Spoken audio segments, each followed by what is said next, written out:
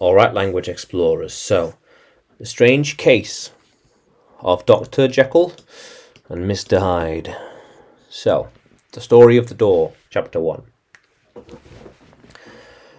Mr. Utterson, the lawyer, was a man of a rugged countenance that was never lighted by a smile, cold, scantly, and embarrassed in discourse, backward in sentiment, lean, long, dusty, dreary, and yet somehow lovable. At friendly meetings, when the wine was to his taste, something eminently human beaconed from his eye. Something indeed which never found its way into his talk, but which still spoke, not only in these silent symbols of the after-dinner face, but more often and loudly in acts of his life.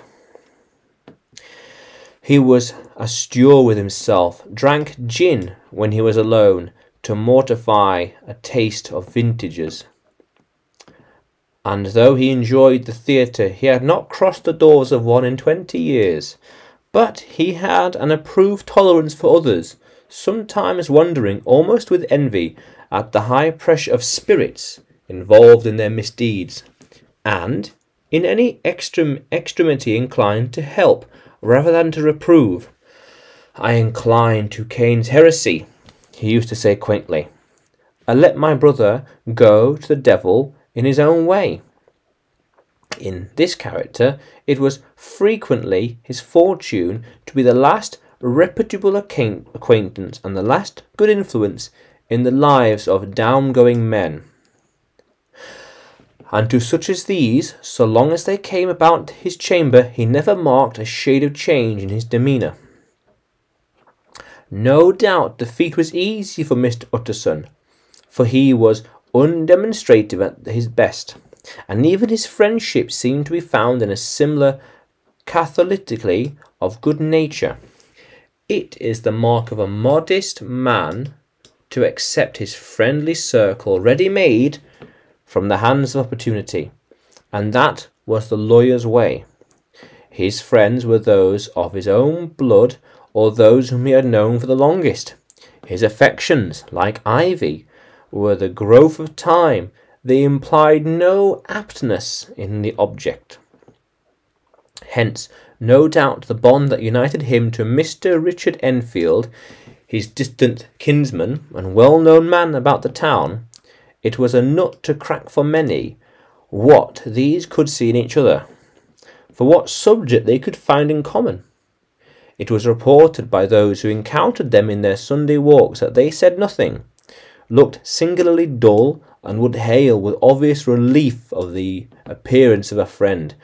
For all that, the two men put their greatest store of the excursions, counted them the chief jewel of each week, and not only set aside the occasion of pleasure, but even restrained the calls of business, that they might enjoy them uninterrupted.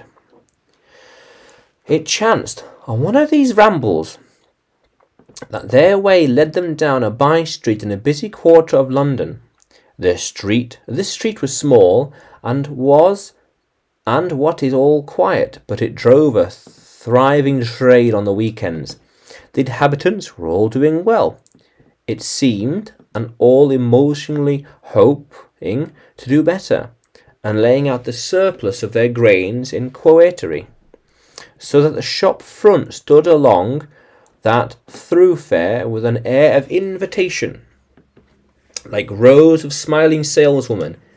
Even on Sunday, when it veiled its more florid charms and lay comparatively empty of passage, the street shone out in contrast to its dingy neighbourhood like a fire in the forest, with its freshly painted shutters, well-polished brasses, and a general cleanliness and gaiety of note, instantly caught and pleasing the eye of the passenger. 2 doors from one corner, on the left hand going east, the line was broken by the entry of the court, and just at that point a certain sinister block of buildings thrust forward its gambol on the street. It was 2 stories high, showed no window, Nothing but a door on the lower story, and a blind forehead of discoloured wall up the upper, and bore in every feature the marks of prolonged and sordid negligence.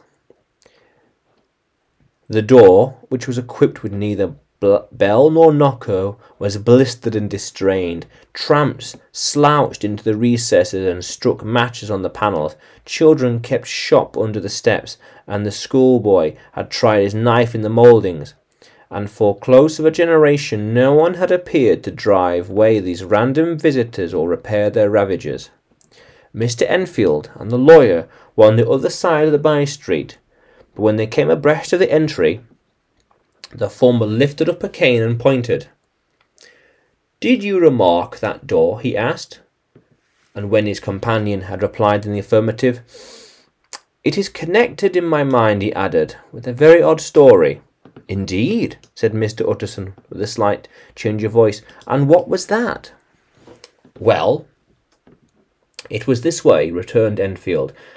"I was coming back from some place at the end of the world, about 3 o'clock on a black winter morning, and my way lay through this part of town that there was literally nothing to be seen but lamps. Street after street, and all the folks asleep. Street after street, all lightened up for a procession, and all as empty as a church, till at last I got to the state of mind when a man listens and listens and begins to long for the sight of a policeman. All at once I saw two figures, one of a little man who was stumping along eastwards at a good walk, and the other a girl of maybe 8 or 10 who was running as hard as she was able to down a cross street.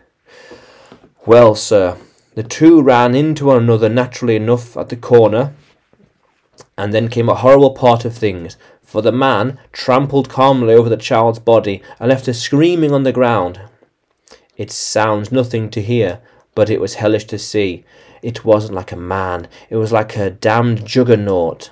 I gave a fellow a hulloa, took to my heels, collared my gentleman, and brought him back to where there was already quite a group about the screaming child.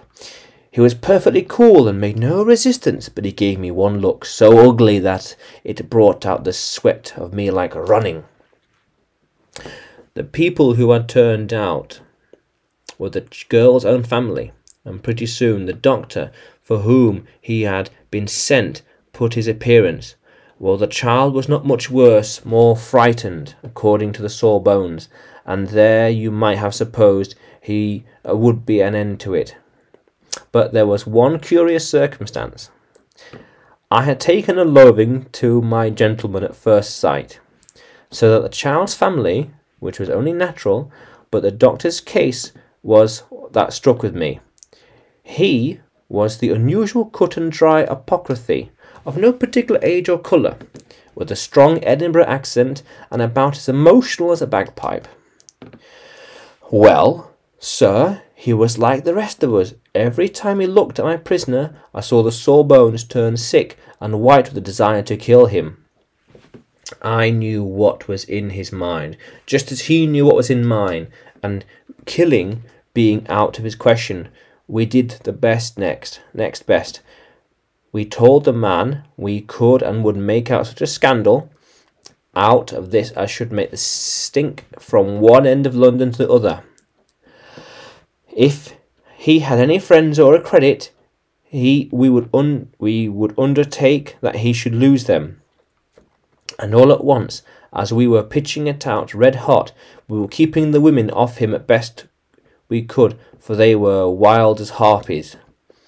I never saw a circle of such hateful faces, and there was this man in the middle, with a kind of black sneering coolness, frightened too, I could see that, but carrying it off, really like Satan.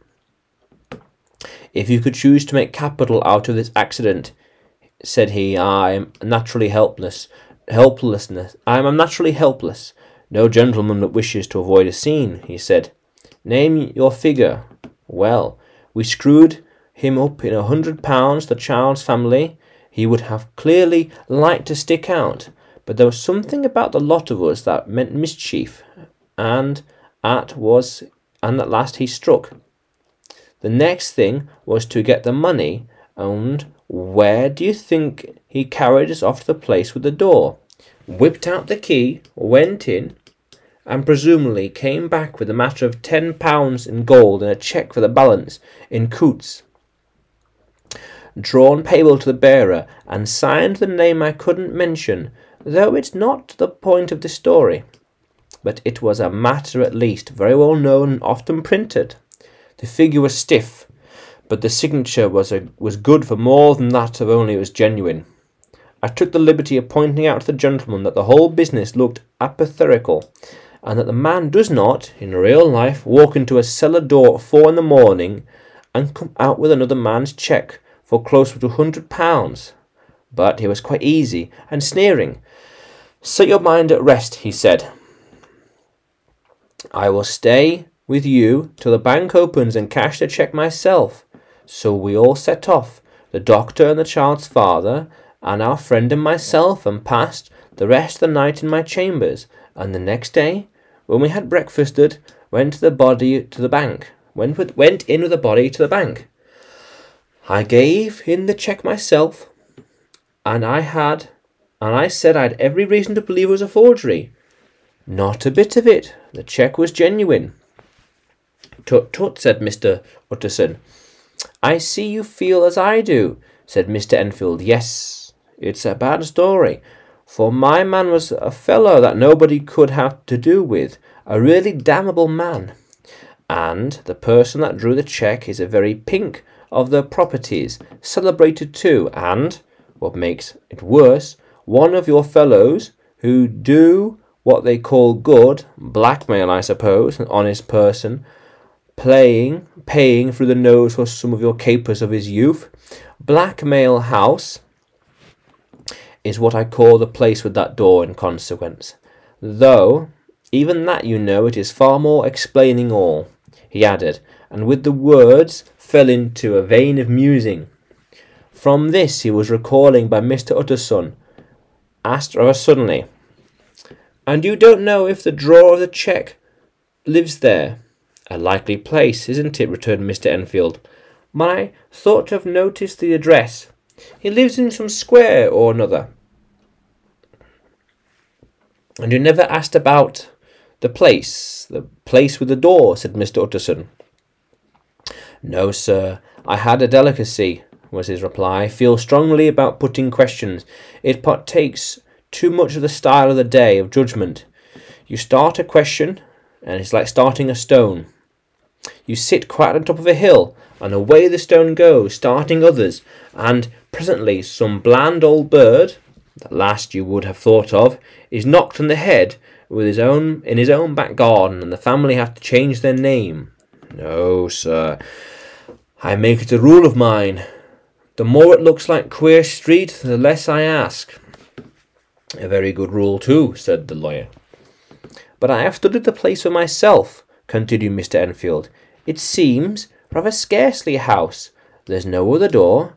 Nobody goes in or out of that but once in a great while the gentleman of my adventure. There are 3 windows looking on the court on the first floor, none below. The windows are always shut, but they're clean, and there is a chimney which is generally smoking, so somebody must live there. And yet it is not so sure, for the buildings are so packed together about the court that it's hard to say where one ends and another begins. The pair walked on again for a while in silence, and then Mr. Enfield, said Mr. Utterson, that's a good rule of yours. Yes, I think it is, returned Enfield. But for all that, continued the lawyer, there's one point I want to ask. I want to ask the name of that man who walked over the child. Well, Mr. Enfield, I can't see the harm it would do. It was the name of Hyde. Said Utterson. What sort of man is he to see? He's not so easy to describe. There is something wrong with his appearance, something displeasing, something downright detestable. I never saw a man so disliked, and yet I scarce know him. He must be deformed somewhere. He gives a strong feeling of deformity, although I can't specify the point. He's an extraordinary looking man, and yet I can't really name nothing out of the way. No, sir, I can make no hand of it. I can't describe him. It's not want of memory, for I declare I can see him this moment." Mr. Utterson again walked away in silence, and obviously under a weight of consideration. "You sure he used a key?" he inquired at last.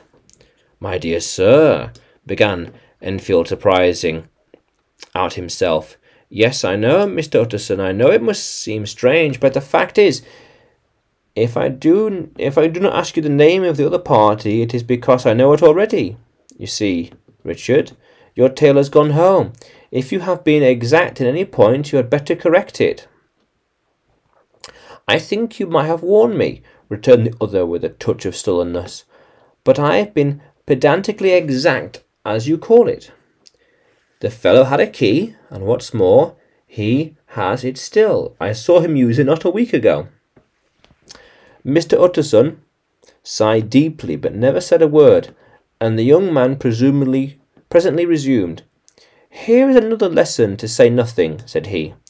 "I am not ashamed of my long tongue. Let us bargain never to refer to this again." "With all my heart," said the lawyer. "I shake hands on that, Richard."